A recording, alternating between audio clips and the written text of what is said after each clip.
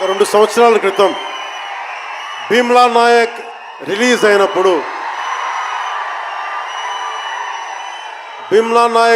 అయినప్పుడు అందరి సినిమాలు 100లో ఉంటే పవన్ కళ్యాణ్ సినిమాలు 10 రూపాయలు 15 రూపాయలతో చేశారు.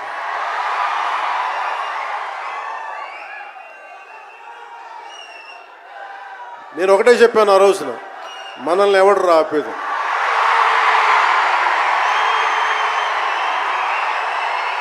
This is not about money.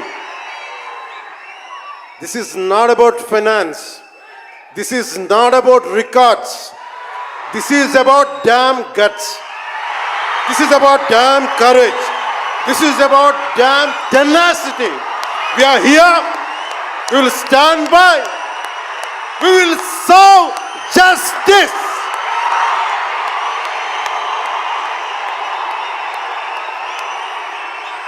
Pawan Kalyan ఎప్పుడు రికార్డుల కోసం ప్రయత్నం చేయాల.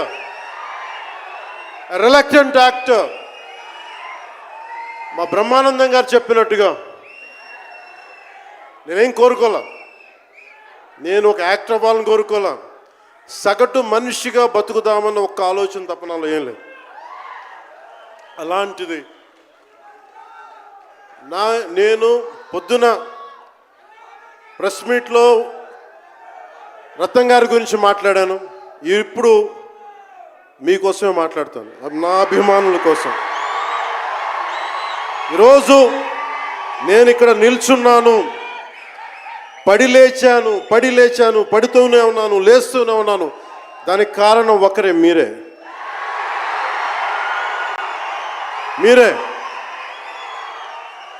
పడిపోయినా, కింద పడ్డా, లేచినా, ఉన్నా, అన్నా నీ వెంట మేము ఉన్నామని. నా దగ్గర ఏమన్నా ఆయుధాలు ఉంటాయా? నా దగ్గర ఏమన్నా గుండాలు ఉంటారా? నా దగ్గర ఎవరు లేరు, గుండెల్లో ఉండే మీరు తప్ప.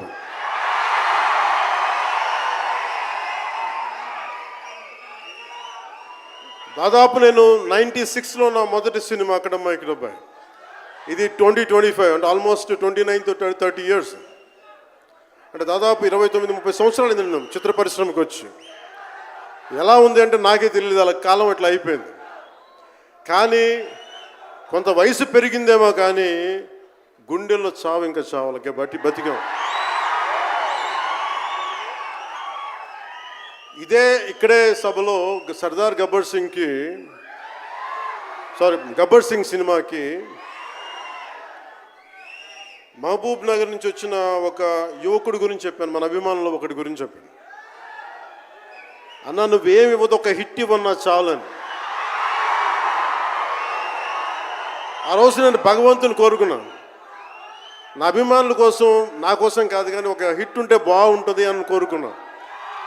అది హరీష్ శంకర్ గబ్బర్ సింగ్ వల్ల తిరిగి వచ్చింది. కానీ ఈ సినిమా చాలా డిఫికల్ట్ టైమ్స్లో చేశాను. ఇది సినిమాల మీద టెక్నీషియన్గా నేను ఉండి, ఒక నిమిషం